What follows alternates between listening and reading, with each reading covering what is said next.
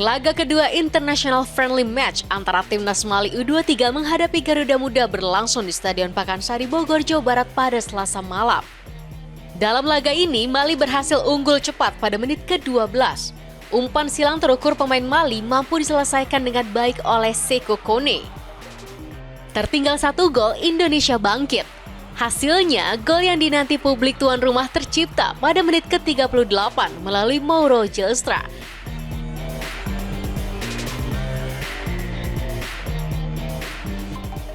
Skor imbang 1-1 menutup paruh pertama. Masuk ke babak kedua, Garuda Muda berbalik unggul. Kali ini giliran Rafael Struijk yang mencatatkan namanya di papan skor.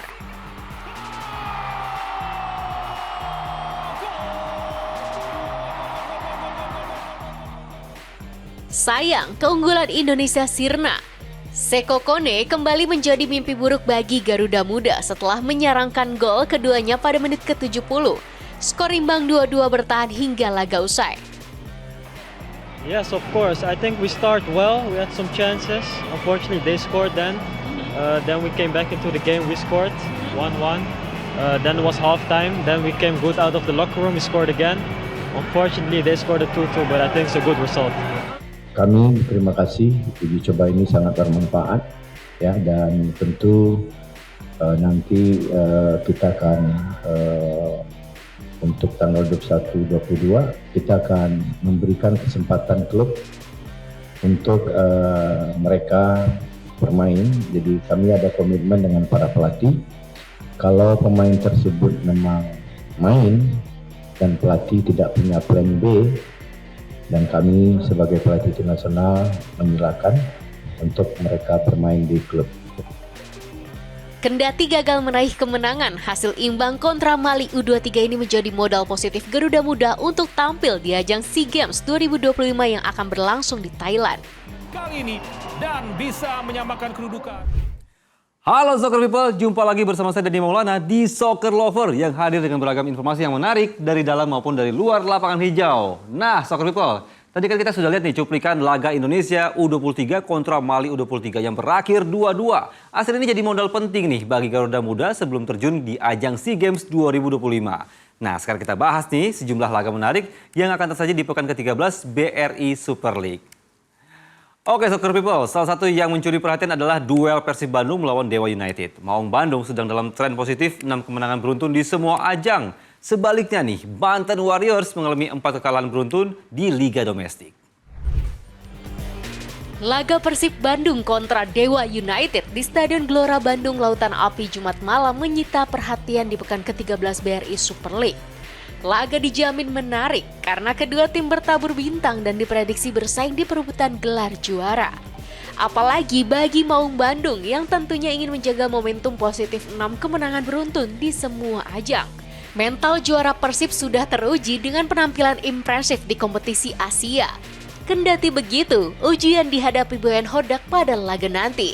Ia harus memutar otak karena tak akan diperkuat 5 pemain andalan, yakni Roby Darwis dan Kakang Rudianto yang memperkuat timnas U23. Kemudian Adam Alis dan Federico Barba alami cedera. Ditambah absennya Luciano Gokosia karena terkena larangan bermain. Kondisi itu membuat Tom Haye dan Mark Locke bakal jadi tumpuan di lini tengah Persib untuk meredam agresivitas serangan Banten Warriors.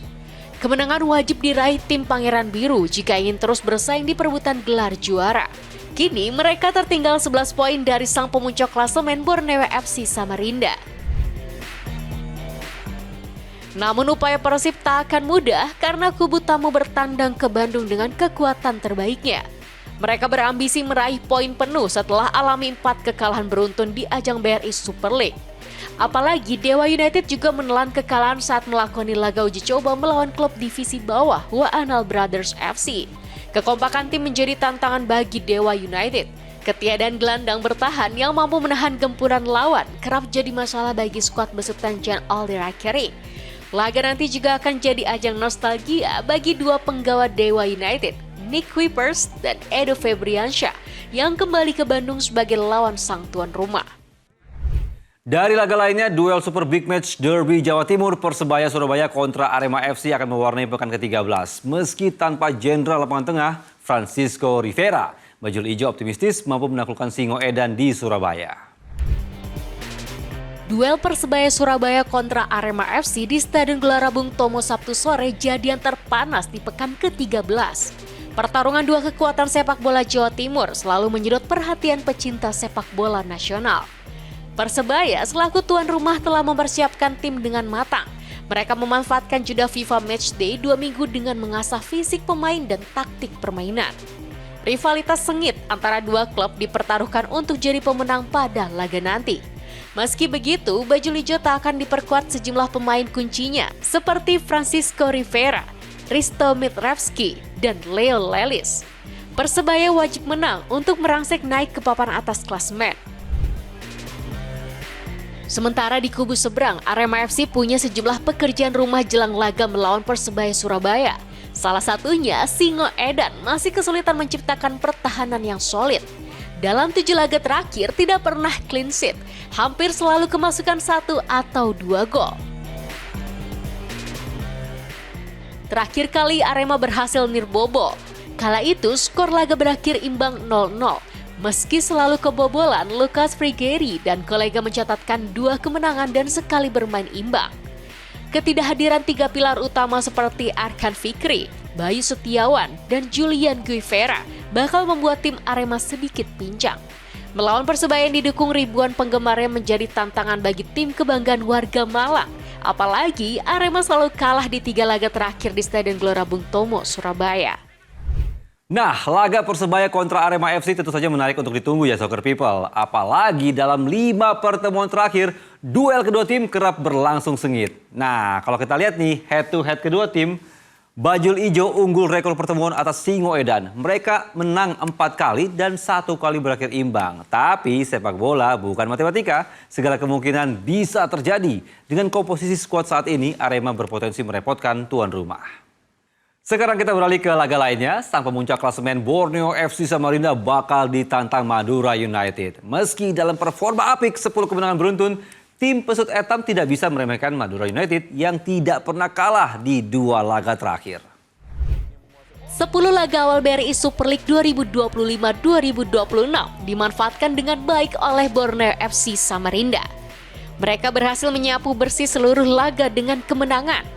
Hasilnya, puncak klasemen pun dikuasai berbekal koleksi 30 poin. Catatan menarik lainnya adalah pesut etam jadi yang tertajam di liga dengan 23 gol. Serta tim yang paling sedikit kebobolan. Torehan apik ini pun membuat kepercayaan diri tim besutan Fabio Lefondes meningkat jelang hadapi Madura United. Terlebih, Borneo FC selalu menang di 2 laga awal melawan Laskar Sapekerap. Madura United tentu berbeda dengan 2 laga yang pernah dihadapi Borneo FC sebelumnya. Laga nanti akan menjadi debut bagi pelatih baru Carlos Pereira menggantikan Angel Alfredo Vera yang digeser ke direktur teknik. Meski kali pertama melatih di Indonesia, Carlos tak gentar langsung menghadapi Borneo FC yang sedang impresif. Pelatih asal Brazil itu mengaku sudah mengantongi celah Borneo yang akan dieksploitasi timnya pada laga nanti. Ia yakin strategi yang diusungnya akan merepotkan tuan rumah. Carlos ingin memaksimalkan kepercayaan diri para pemainnya yang baru meraih kemenangan perdana di kandang kala melawan Persijap Jepara pekan lalu. Soccer People, duel tidak kalah seru adalah pertemuan Persita Tangerang melawan Malut United. Pendekar Cisadane yang bermain di kandang diuji Laskar Kieraha yang mengincar 6 kemenangan beruntun. Laga melawan Malut United jadi momentum Persita Tangerang untuk menjaga konsistensi performa di papan klasemen. Sempat bertahan di 4 besar, kini pendekar Cisadane terdampar di peringkat ke-7 setelah menuai 3 laga tanpa kemenangan. Pelatih Carlos Pena pun menegaskan jika seluruh pemain harus dalam kondisi siap bermain jika diturunkan. Dari 11 laga yang telah dijalani, Pena telah menurunkan 20 pemain berbeda. Kini mereka perlahan telah menemukan formasi ideal yang siap tampil solid di tiap pertandingan. Malut United FC menatap laga nanti dengan target maksimal. Laskar Kieraha bertekad melanjutkan tren kemenangan menjadi 6 kali berturut-turut.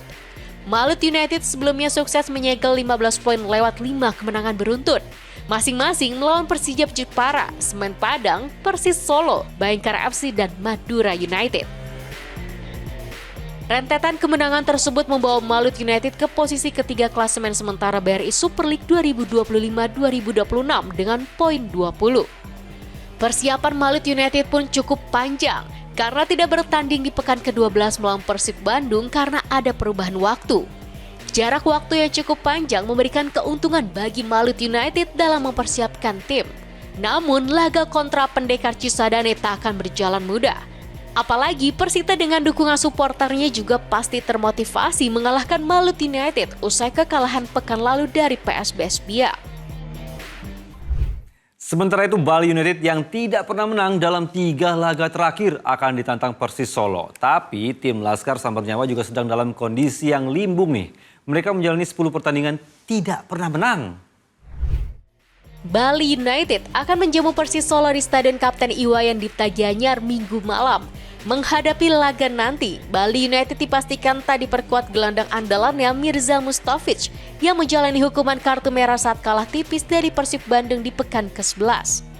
Sebelumnya, bek Joao Ferrari juga mendapatkan kartu merah langsung saat melawan Madura United yang berujung sanksi absen 3 pertandingan. Sejumlah pemain penting lainnya seperti Andika Wijaya, Boris Kopitovic, Brandon Wilson, dan Ricky Fajrin sudah mengoleksi minimal 2 kartu kuning. Hal ini cukup riskan membuat mereka mulai mendekat ambang batas larangan bermain. Unggul rekor pertemuan dan posisi di klasemen Bali United lebih diunggulkan pada laga nanti. Namun Persis Solo bertandang ke markas Bali United tanpa kekuatan penuh. Mereka tak dapat menurunkan gelandang asal Irlandia Fuad Sule yang mengalami masalah pada hamstring dan belum dinyatakan siap bermain oleh tim medis. Absennya Fuad menjadi kerugian bagi tim Laskar Sambar Nyawa karena ia merupakan pilar penting di lini tengah dan baru saja kembali merumput setelah absen selama 9 pertandingan. Namun kabar baiknya, penyerang Irfan Jauhari yang sempat mengalami kendala fisik saat melawan PSM Jogja kini sudah perlahan pulih dan berpeluang tampil di Gianyar. Kehadiran Irfan membawa angin segar bagi Persis yang ingin keluar dari tren buruk 10 laga tanpa kemenangan. Dari informasi sepak bola mancanegara, Timnas Curaçao mencatatkan sejarah dengan lolos ke Piala Dunia. Negara asal Amerika Tengah ini juga tercatat sebagai negara dengan jumlah penduduk terkecil di dunia yang tampil di Piala Dunia melewati torehan Islandia pada 2018 lalu. Timnas Curaçao mencetak sejarah. Untuk pertama kalinya, tim berjulukan The Blue Family itu berhasil lolos ke Piala Dunia. Curaçao menyegel 1 tempat di putaran final Piala Dunia 2026 setelah keluar sebagai juara grup B putaran ketiga kualifikasi Piala Dunia 2026 zona CONCACAF. Tim besutan Dick Advocaat menorehkan 12 poin dari 6 pertandingan, unggul 1 angka atas timnas Jamaika yang berada di bawahnya. Rekor apik dicatat Curaçao dengan menjadi negara dengan populasi terkecil yang pernah melaju ke Piala Dunia. Curaçao memiliki 156.115 penduduk dengan luas dataran hanya 444 km persegi. Angka melewati Islandia sebagai negara terkecil yang pernah bermain di Piala Dunia. Pada Piala Dunia 2018, Islandia memiliki populasi lebih dari 350.000 jiwa. Menariknya, Curaçao pernah bertandang 2 kali untuk melawan timnas Indonesia dalam FIFA Matchday September 2022. Hasilnya, The Blue Family 2 kali kalah, 2-3 pada 24 September 2022 dan 1-2 pada 3 hari berselang. Soccer People, bintang Portugal Cristiano Ronaldo bikin heboh. Kali ini bukan karena prestasinya di atas lapangan hijau, melainkan kehadirannya di White House alias Gedung Putih di Amerika Serikat. Ia diajak Presiden Amerika Serikat Donald Trump menghadiri makan malam bersama putra mahkota Arab Saudi Mohammed bin Salman. Bintang sepak bola Portugal Cristiano Ronaldo dan miliarder Elon Musk menjadi salah satu tamu undangan dalam jamuan makan malam yang diselenggarakan Presiden Amerika Serikat Donald Trump. Jamuan itu untuk menyambut putra mahkota Arab Saudi Mohammed bin Salman di Gedung Putih Selasa waktu setempat. Ronaldo bukan satu-satunya tamu undangan yang terkait sepak bola dalam gala dinner di Gedung Putih. Presiden FIFA Gianni Infantino juga hadir di Gedung Putih menjelang Piala Dunia 2026 yang akan diselenggarakan di Amerika Serikat. Ronaldo saat ini bermain untuk klub Arab Saudi Al Nassr. Trump dalam pidatonya mengatakan putranya sangat menggemari bintang sepak bola itu. Cukup sekian perjumpaan kita kali ini ya. Saya Dani Maulana pamit. Jumpa lagi di pekan depan. Stay healthy dan keep sporty, Soccer People.